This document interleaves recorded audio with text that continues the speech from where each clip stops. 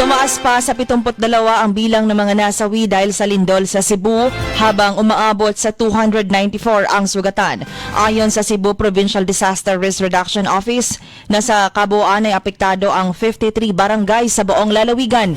Mahigit 47,000 families o 170,000 individuals naman ang direktang apektado tulad ng mga nasira ang bahay, nasaktan at namatayan. May 6 na tulay ang totally damaged at 3 mga kalsada ang hindi maaring daanan. Nag-alay ng panalangin si Pope Leo at nakiramay sa mga sinapit na mga biktima ng lindol sa Cebu. Sinabi ni Cebu Archbishop Alberto Uy na tinawagan siya ni Apostolic Nuncio to the Philippines Archbishop Charles John Brown at ipinaabot ang pakikiramay ng Santo Papa. Taimtim na panalangin ang handog ng Santo Papa sa mga biktima, lalo na sa mga nawala ng kanilang mahal sa buhay. Ipinag-utos ni Pangulong Marcos Jr. sa mga ahensya ng pamahalaan ang pagtatayo ng tent city sa Bogo City upang may maayos na matulugan ang mga biktima ng lindol. Binisita ni Marcos ang lungsod upang personal na tingnan ang mga relief efforts. Maraming mga mamamayan ang pinagbawalang bumalik sa kanilang bahagyang naapektuhang mga bahay sa takot na ito ay bumigay.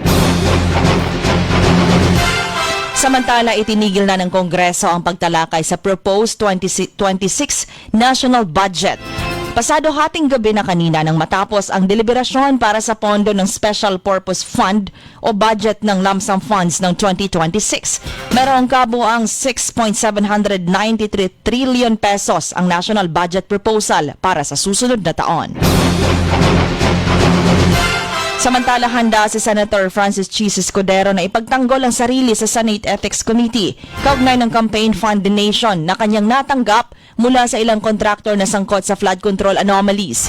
Kinumpirma ito ni Senator J.V. Ejercito, chairman ng Committee on Ethics and Privileges sa Senado, kung saan kanila na itong tatalakayin ng miyembro ng komite.